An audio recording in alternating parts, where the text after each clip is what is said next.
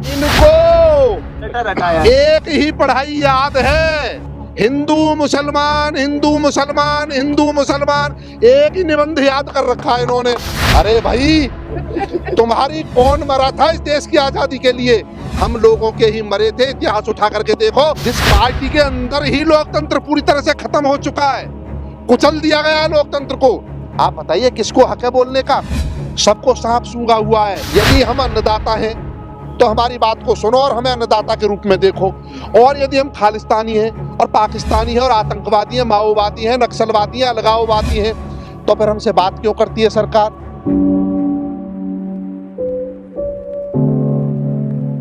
Parade में किसान शामिल हो जाए तो इससे क्या नाक कट जाएगी देश की?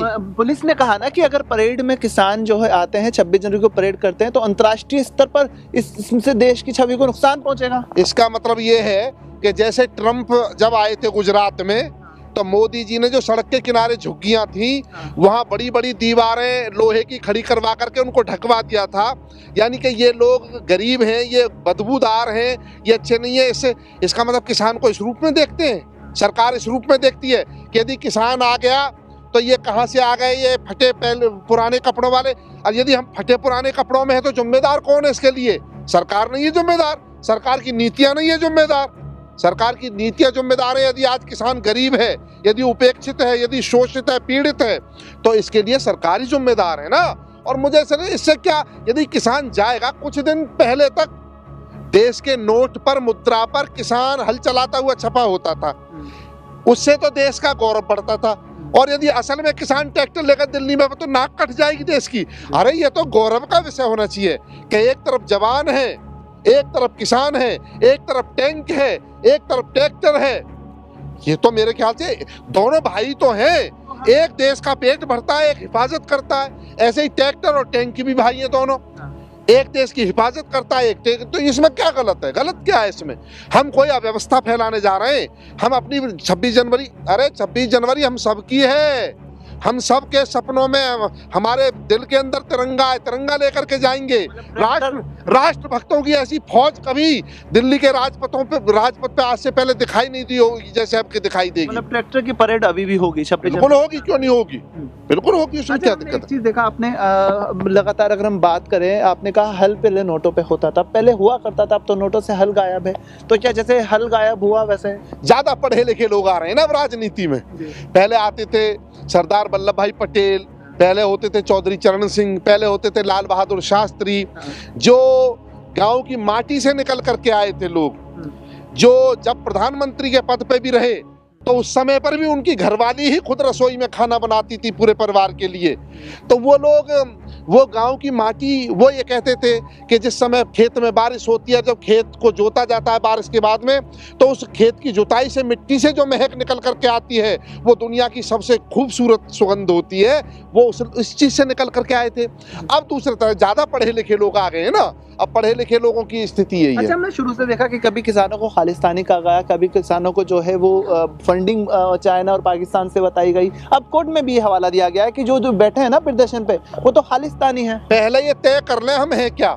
हमको पहले आतंकवादी कहा गया, खालिस्तानी कहा गया, पाकिस्तानी कहा गया, चाइना पाकिस्तान से फंडिंग कही गई है ना। फिर उसके बाद में माननीय राजनाथ सिंह ने कहा नहीं, किसानों को ऐसा बोलना जो है वो गलत है, किसान के बारे में ऐसा नहीं बोलना, किसान हमारा अन्नदाता है। और फिर कई मंत्री हमको अन्नदाता बताने लग गए। अब फिर कल से फिर खालिस्तानी बताने लग गए। मुझे एक बात बताइए, यदि हम अन्नदाता हैं तो हमारी बात को सुनो और हमें अन्नदाता के रूप में देखो। और यदि हम खालिस्तानी हैं और पाकिस्तानी हैं और आतंकवादी हैं, माओवादी हैं, नक्सलवादी हैं, अलगाववादी हैं, तो फिर हमसे बात क्यों करती है सरकार? फिर तो बात नहीं करनी चाहिए। इसका मतलब इतने दौर की जो वार्ता हुई, खालिस्तानियों से बात कर रही है मेरे देश की सरकार। मेरे देश की सरकार इतनी कमजोर है कि आतंकवादियों को मेज पे बिठा करके चाय पिलाती है और भोजन का ऑफर करती है कि आप खाना भी खाइए हमारे साथ में। आप तय करिए कि आप हमारे बारे में तय मत करिए कि हम क्या हैं। आप पहले अपनी सोच के बारे में तय करिए कि आपका देखने का नजरिया क्या है। आप जब हमको अन्नदाता कहते हो तब सही हो, या आप हमको खालिस्तानी कहते हो तब सही हो। मैं आपको बताऊं, इनकी गलती नहीं है। अब ये कल से फिर इन्होंने वही चैप्टर निकाल दिया। असल में एक छोटी सी कहानी सुना देता हूं। इनकी जो कहानी है वो इस तरह की है। एक बच्चे को 5वीं क्लास में पढ़ता था, उस बच्चे को गाय का निबंध बहुत अच्छी तरह याद कर लिया उसने रट के। सो उसे गाय का ही निबंध याद था। अब एक दिन एक जो टीचर ने इत्तेफाक से बच्चों को कहा, सब बोलो चलो गाय का निबंध लिखो, तो उसे वो अच्छी तरह से याद था। उसने पूरा का पूरा निबंध अक्षर से लिख दिया कि गाय हमारी माता है, गाय पालतू पशु है, गाय को हम पूजते हैं, गाय के 4 पैर होते हैं, 4 थन होते हैं, 2 सींग होते हैं, 1 पूंछ होती है। इस तरह से लिख दिया। जब टीचर ने कॉपी चेक करी तो टीचर ने सब बच्चों का अच्छी तरह लिखा हुआ नहीं था, बाकी बच्चों का। तो टीचर ने बच्चों को धमकाया, बोले देखिए ये जो बच्चा है ये बहुत पढ़ता है, मेहनती है, होशियार है, इसने कितना अच्छी तरह से गाय का निबंध लिखा है और आप भी पढ़ा करो। एक बच्चा खड़ा होकर बोला, गुरुजी इसको बस ये कि गाय का ही याद है और नहीं है कुछ भी याद। टीचर ने उसे धमकाया, बोला अरे जो होशियार है वो होशियार है, उसको सब कुछ याद होगा। बोले तो और कोई लिखवा लो इस पे। टीचर ने बोला भाई ऐसे कैसे हो सकता है, ये तो जब इसने ये अच्छा लिखा। तो उसने बोला बेटा तुझे और भी निबंध याद है? तो बोला एकदम सुखचाते हुए, बोले हाँ जी। मना कैसे करे? बोले अच्छा तो ऐसे कर फिर तू रेल का निबंध लिख, रेल पे। इसने रेल पे निबंध लिखना शुरू किया। ये निबंध कर, इसने निबंध रेल पे लिखना शुरू किया।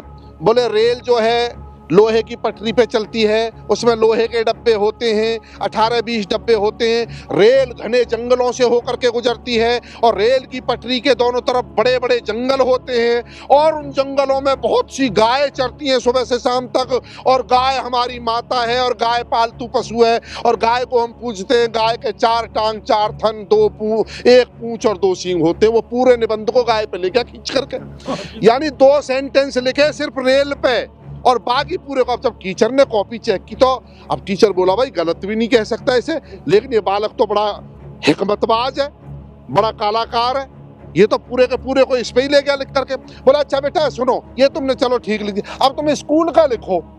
बच्चे ने लिखा मेरे स्कूल का नाम ये है, मैं स्कूल में उस कक्षा में पढ़ता हूँ, मेरे स्कूल में इतने टीचर हैं और मेरे स्कूल के पीछे घने घने बड़े बड़े खेत हैं। उन खेतों में सुबह से शाम तक गाय चरती हैं और गाय हमारी माता है और गाय पालतू पशु है और गाय के 4 टांग, 4 थन, 2 सींग और 1 पूंछ। मास्टर परेशान, बोला भाई इससे ज्यादा कलाकार आदमी तो कोई नहीं होगा, ये तो गाय को ये तो। अब इसने अंतिम फिर दोबारा कहा बच्चे से, बोला बेटा अच्छा ऐसे करो, कृष्ण जन्माष्टमी पे निबंध लिखो। इसने कृष्ण जन्माष्टमी पे निबंध लिखा कि भगवान कृष्ण जो है वो विष्णु जी के अवतार थे और वो देवकी के गर्भ से भाद्रपद की अष्टमी को आधी रात को पैदा हुए। उनका लालन पालन नंद जी के यहाँ हुआ। नंद जी के घर 1.25 लाख गाय थी। अब आगे आप जान ही गए हो, गाय पालतू पशु है, गाय को पूजा जाता है और गाय का 4 इनको एक ही पढ़ाई याद है, हिंदू मुसलमान, हिंदू मुसलमान, हिंदू मुसलमान, एक ही निबंध याद कर रखा है इन्होंने। तुम कोई बात करो इनसे किसी विषय पे। अच्छा ये बताओ, किसान ये कह रहा है कि जी मैं भूखा हूं, कि नहीं राष्ट्रवाद की बात करो, यानी ये छदम राष्ट्रवाद, इनको वही निबंध याद है। और तुम इनसे किसी चैप्टर पे बात कर लो, भूख पे कर लो, प्यास पे कर लो, गरीबी पे कर लो, मजबूरी पे कर लो, मजदूरी पे कर लो, ये लाएंगे खींच करके वही कि ये तो आतंकवादी है, देशद्रोही है, ये गद्दार है। अरे भाई तुम्हारी कौन मरा था इस देश की आजादी के लिए? हम लोगों के ही मरे थे। इतिहास उठा करके देखो, तुम्हारा कोई चूहे का बच्चा मरा हो तो बता दो आकर के, और आज भी सेना में कोई मरता हो तो बता दो आकर के। तो इनको यही निबंध याद है, इनकी गलती नहीं है, ये तो हमारी गलती थी कि हम इनको ले आए। अब 2 बार ले आए। आपसे जानेंगे कि एक जो है मूवमेंट शुरू होने जा रही है 15 जनवरी से, राम मंदिर के निर्माण के लिए चंदा शुरू हो रहा है। सर आरएसएस ने एक बार कहा था कि जल्दी सुलझाएं इस मामले को क्योंकि लोगों में राम मंदिर को लेकर उत्साह है। अब जो है राम मंदिर का चंदे की शुरुआत हो रही है। तभी तो बात को घुमा रहे हैं ना कि माहौल को बदलने की कोशिश करो, माहौल को बदलनी, यानी जिस चीज को ये बेचने में माहिर हैं, जिस चीज के PhD कर रखे हैं, फिर उसी को बेचने के लिए खड़ा होना चाह रहे हैं। लेकिन सुनिए, मैं नहीं कहता। सुप्रीम कोर्ट ने राम मंदिर का निर्णय दिया है, वो मुझे भी स्वीकार है, आपको भी स्वीकार है, हिंदू को भी स्वीकार है, मुसलमान को भी स्वीकार है, सबको स्वीकार है, वो सारे देशवासियों को स्वीकार है। और हम भी, मैं जन्म से धर्म से हिंदू हूँ, मैं भी भगवान राम के प्रति अथाह आस्था रखता हूँ और सब भाई अपने अपने धर्मों में रखते हैं, कोई बात नहीं है। जब हम भाई जाएंगे राम के मंदिर पे तो हमारी जो श्रद्धा होगी वहाँ चंदा देंगे, लेकिन ये कोई एजेंट है, ये एजेंट है क्या राम मंदिर के लिए चंदा उगाने वाले?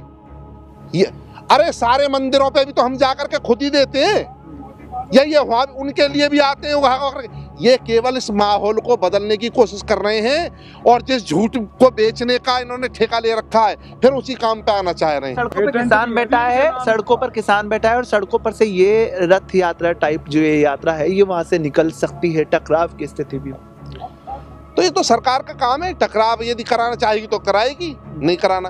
देखिए हमें भगवान राम से या किसी भी धर्म से हमें कोई भी किसी का विरोध नहीं है। अच्छा राजीव भाई एक चीज और मैं एक बात जानता हूँ, हाँ। मेरा मानना ये है, जियो और जियो जीने दो का सिद्धांत में आप अपने धर्म पे गर्व करो दूसरों के धर्मों का आदर करते हुए, आप अपने देश पे गर्व करो दूसरे के देशों का आदर करते हुए, आप अपने गुरु का सम्मान करो दूसरों के गुरुओं का सम्मान करते हुए, और आप दूसरों की सभ्यता और संस्कृति का भी आदर करो, अपनी सभ्यता संस्कृति पे गर्व करो, दूसरों की सभ्यता संस्कृति का आदर करते हुए। इसी से दुनिया चलती है, इसके अलावा कोई तरीका दुनिया में जीने का नहीं है। यदि आप ये कहोगे सब छोटे और मैं ही बड़ा, तो इससे तो बहुत नुकसान हुआ दुनिया में और आगे भी होगा। एक चीज आपसे जानेंगे, हेमा मालिनी का बयान आया है कि किसान, हेमा मालिनी और इस देश की बहुत बड़ी किसान है, 2019 के दौरान में आपने उनको खेती करते देखा भी होगा। हाँ कई हैं किसान, अब बाबा रामदेव हैं किसान बड़े, और हमारे एक मोदी जी भी बड़े किसान रहे हैं, और हेमा मालिनी जी किसान हैं। आजकल तो सारे हम तो नकली किसान, बयान आया है कि किसान नहीं, किसान तो हम यहाँ बैठे हैं, असली किसान तो अब एयर कंडीशनों में सब बढ़िया। हेमा मालिनी का बयान आया कि किसान समझ नहीं रहा है, वो गलत है, वो हाँ समझ, ऐसा उनकी क्या गलती है ये उनकी बताओ, उनकी गलती क्या है? उनको कहीं बोलने का हक है क्या? जिस पार्टी के अंदर लोकतंत्र देश में नहीं, जिस पार्टी के अंदर ही लोकतंत्र पूरी तरह से खत्म हो चुका है, कुचल दिया गया है लोकतंत्र को, आप बताइए किसको हक है बोलने का? सबको सांप सूंघा हुआ है, अंदर अंदर सब चाह रहे हैं कि किसान की बात गलत नहीं है, किसान सही है अपनी जगह पे। बहुत लोग हैं, कितने लोग, हमको भी जो दबे स्वर से हमको अपने प्रतिनिधि ने भेज करके हमसे कहा है कि किसान की जो मांग है वो जायज है, सरकार का ये बिल गलत है।